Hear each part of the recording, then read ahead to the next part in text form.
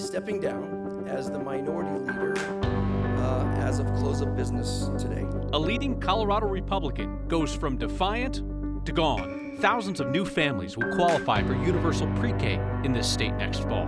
Denver met its goal to shelter 1,000 people in a year. Now, to house them. We don't have enough units, and those units are too costly, and so we have to address the supply problem. And CU researchers look at whether voters' opinions about climate change might predict the presidential election. Tonight on Next. There is a certain satisfaction in quitting a job when there's another job you'd like better. That's what Colorado's top House Republican did today. Minority Leader Mike Lynch resigned over his drunk driving and weapons arrest that he kept hidden for a year and a half. Instead, he's going to see if voters will promote him to a job in Congress. Here's politics guy Marshall Zellinger. It's a moment of personal privilege to let you know that I will be stepping down as the minority leader as of close of business today. Republican State Representative Mike Lynch will still be State Representative Mike Lynch tomorrow. He just won't lead the 19-member Republican caucus. Lynch, who is also running to replace Congressman Ken Buck, told me last week he was not going anywhere even after his 2022 drunk driving arrest became public. Will you be stepping down as House Minority Leader? Will you resign? Will you stop running for Congress as a result of this being news and known now?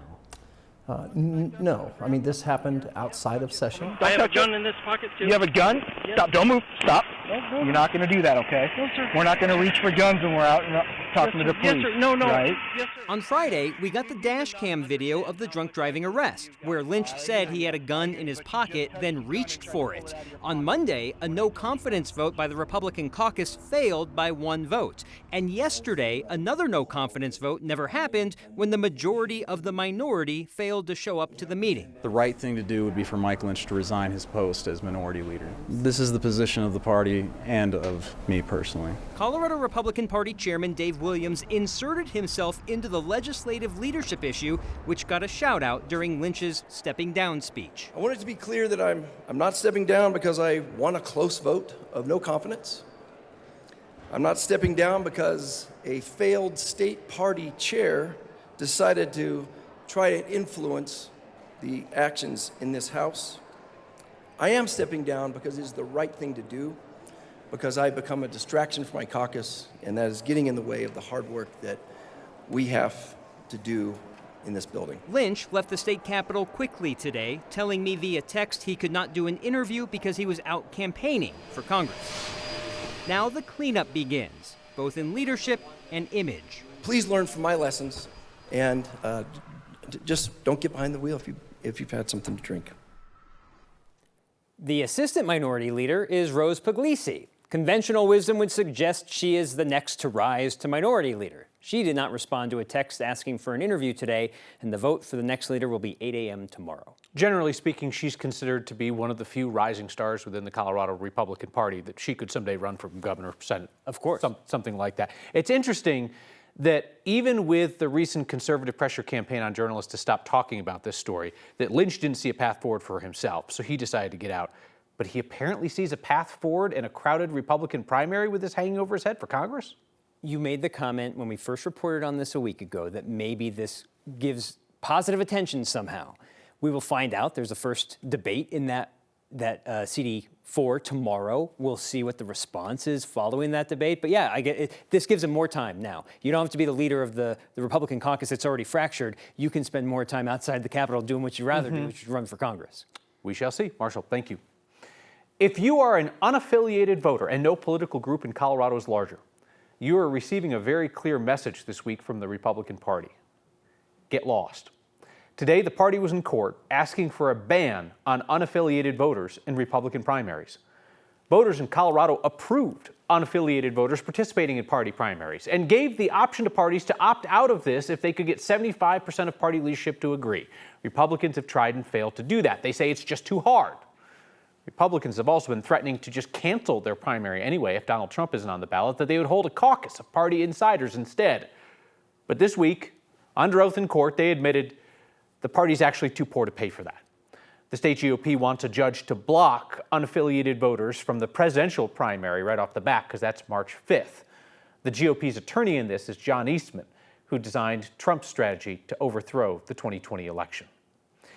Nearly 3,000 more kids will be eligible for full-day preschool funding next year. It's under a new rule passed this week. The state is going to guarantee 30 hours of taxpayer-funded preschool per week for children living in poverty. That applies to families at or below federal poverty guidelines, currently about $30,000 a year for a family of 4. The rule will be in effect for next school year unless it gets extended beyond that. Now, families might also qualify for full-day funding if they make above the federal poverty standard, but they'll need to have a second qualifying factor, like homelessness or having a student in foster care or kinship care. The name of Denver's House 1000 initiative is a bit misleading. It sheltered 1,000 people in the first year. Housing them, that is a second and far harder step. Our Mark Salinger, not Marshall Zellinger, not the first time I've confused him, our Mark Salinger looks at the challenge of finding permanent homes for so many people in what's become an unaffordable city. Good morning. In front of City Council, questions swirl about how the city will actually house 1,000. About 25% of the people that have come indoors have come into permanent housing. We hope that increases. Cole Chandler is the mayor's senior advisor on homelessness. After spending about $50 million to move more than 1,200 people off the streets and into shelters this past year, the focus this year is on finding permanent housing. Letting people stay in a hotel or tiny home shelters indefinitely is not the goal. In a market where there's not enough housing and housing is too expensive, it's through good system coordination that we really beg, steal, and borrow everything we can to find available units and work in a scrappy way to help get people into those. So far, around 300 people have found permanent housing after first moving into shelters through the House 1000 program.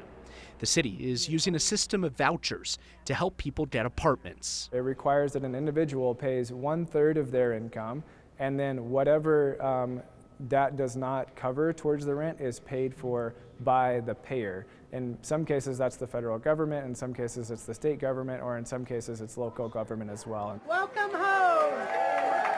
Today, Denver opened 80 affordable housing units in a new building on Colfax.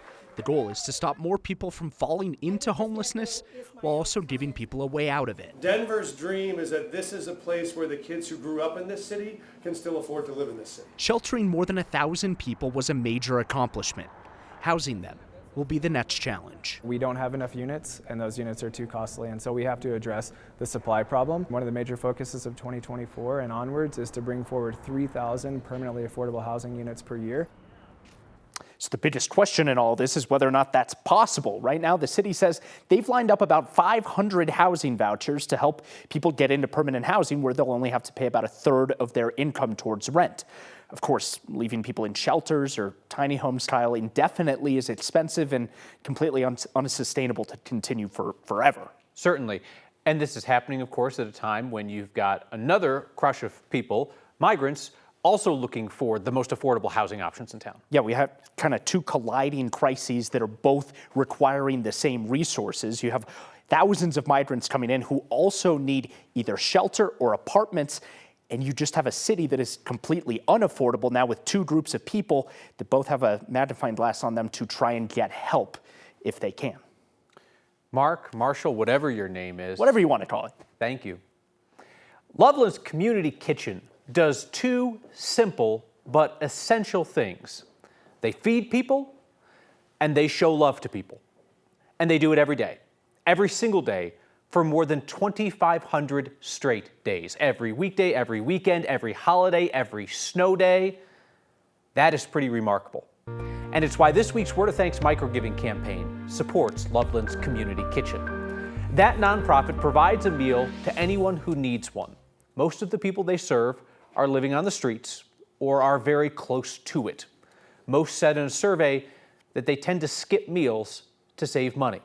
Along with meals, the Community Kitchen provides conversation, support, encouragement for those who are lonely or struggling.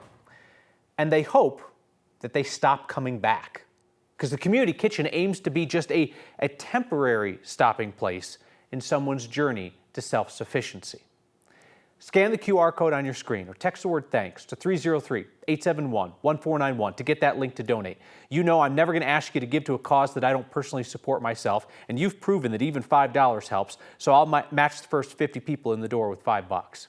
A bunch of you have asked for an option where you don't have to put in your information every week, and also where you don't get emails from every single organization we feature here. That's why we set up the Word of Thanks Fund. Nearly 900 of you have signed up for monthly donations. You put in that info once, your monthly donation is automatically split among the nonprofits we feature. Use that same QR code or text to get there.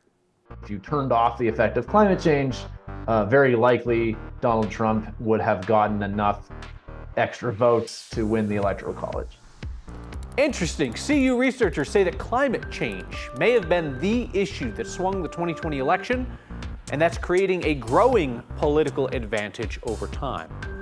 And healthcare workers in our state are split over an effort to combat rising workplace violence. That's next.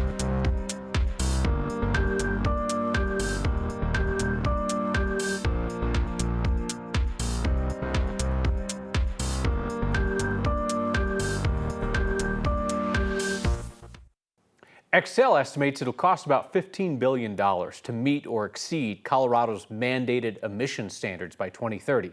State regulators are going to decide how much of that cost Excel can pass off to you. Excel wanted permission to spend billions of dollars to build clean energy projects across Colorado and increase customers' bills to do it. PUC approved part of that plan, solar and wind, as well as some energy storage this week. But they're holding off on approving nearly $3 billion in power line improvements in the metro area.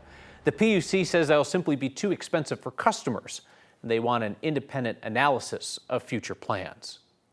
Researchers at CU Boulder say that voter opinion on climate change is one of the strongest predictors of how people will vote these days. And they say that climate change denial might have cost Donald Trump the White House in 2020. These researchers say that exit polls from 2016 and 2020 showed that about 2/3 of voters said they were concerned about the climate, and that those voters tended to prefer Democrats. The polls showed that voters rarely ranked climate as their top issue, but they still found that that climate change opinion was a major predictor of whether they voted D or R. Researchers are calling it the climate effect. They say remove that climate effect, and popular vote models consistently show a 3% or greater shift to the right to Republicans. That would have been enough for Trump to win in 2020. The evidence that the fraction of voters that want something done is a large majority, and that those voters prefer the Democrats is extremely strong. And so we're very, very confident that climate change is giving the Democrats an advantage currently in elections. And we think that that advantage was probably large enough to change the outcome in 2020. According to this study, climate opinions have become a stronger indicator over the last few election cycles, and they continue to give Democrats more of an edge. That might not also always be the case, though. The researchers say what they're finding is that moderate Republicans are becoming increasingly concerned about climate issues, and that it's middle ground policies on the issue that are gaining the most support. Mild day in Denver. Kathy Sabin is here with a look ahead. A beautiful day with temperatures running above average, but it won't last. We're tracking a storm that will bring snow to Denver by Friday. Outside right now, you can see that big, beautiful moon that will be full tomorrow. Snow is tapered off on I-70, so travel's been okay today, but winter weather and travel advisories will go out tomorrow for mountain snow. And then Friday is when we have a chance of seeing a little bit of light accumulation along the Front Range foothills. Our high today at 52, above average again, about 4 days in a row. We've seen this temperature trend. The next system is moving on shore in California. High and mid-level moisture coming into the state ahead of it, and there have been a few light snow showers along the spine of the Continental Divide. We have dense fog advisory and ice glaze potential from Lamar out to North Platte tonight, and winter weather advisories in and around the Telluride area, and we'll be watching that area for up to 5, maybe 10 inches of snow by 9 a.m. on Friday. That's the only storm, really, advisory that we have, even with this incoming Pacific front. The snowpack numbers, amazing. We're up to 90% state average there. And so we're seeing the snow day after day adding to the snowpack total. So wonderful news after kind of starting at a deficit. We'll see clearing skies tonight. We get some sunshine tomorrow. One more mild, dry day before cooler weather and the chance for light snow. Less than an inch of accumulation here in the city. Perhaps a little bit more down along the Palmer Divide, Jefferson County into Douglas County. So a mild evening, a quiet evening tonight, and your extended forecast shows a dry, mild day tomorrow, a cooler day with flurries Friday, and then a string of warm days. How about 60s coming into the forecast next Tuesday and Wednesday? I have to navigate my duty to care with self-preservation on a regular basis. Healthcare workers are required to protect their patients, who is protecting them? And Denver is extending its experiment with just giving people money, like to live. It's tense time inside Colorado's hospitals. Healthcare workers say that they're dealing with increasing violence with not enough protection on the job. They're split, though, on the best way to fix that. There's a bill from Democrats in the Colorado legislature that would create violence prevention committees at healthcare facilities, be made up of existing staff.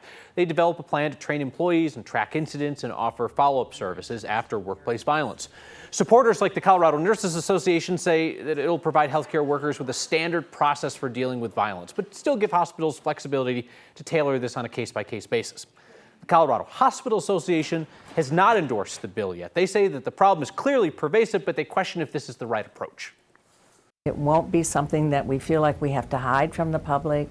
We engage with our local police officers, we engage with our district attorneys, we engage with our frontline staff and inform policy that benefits everyone so that workers are safe and patients are safe. We are definitely for the concept, which is to find ways to protect healthcare workers. What we are evaluating is the specific provisions of the legislation to make sure that it is actually meaningful and doesn't just create new reporting requirements or duplicate requirements that are already on the books. This violence prevention bill would go beyond hospitals to cover freestanding ERs, even assisted living facilities. Denver's pilot project, sending cash payments to hundreds of people experiencing homelessness, is going to keep going for another 6 months. Since 2022, the Denver Basic Income Project has sent monthly payments to dozens of people living on the streets. Program managers say they are seeing results, with more participants moving into housing and getting full-time jobs. Another round of funding from the city of Denver, along with millions of dollars in donations, will allow them to keep this project running through August and add about 40 new people to the program. We're back here with your feedback next. Loveland's Community Kitchen serves free meals every day without exception, and they have hours that are specifically set up to accommodate the working poor, people who are putting in a full day of work but might not have enough money to always put food on the table once they cover their other living expenses. So they have the option to stop at that community kitchen to grab a free breakfast or dinner. We're supporting that longtime nonprofit through this week's Word of Thanks microgiving campaign. Scan the QR code on your screen or text the word thanks to 303-871-1491. You'll now see an option to give just this week or make things simpler by giving to every Word of Thanks nonprofit we feature through a monthly donation to the Word of Thanks Fund. SG writes in with feedback tonight to say, thank you for supporting Loveland's Community Kitchen. As a volunteer there, I appreciate your support. They're talking to you, by the way. This, like many of the nonprofits that we feature, is a really lean run operation. It is nearly all volunteers with just a couple of paid staff. So many of the small nonprofits that we feature operate that way. They get a lot of free help from the community and then help from you. We'll see you next time.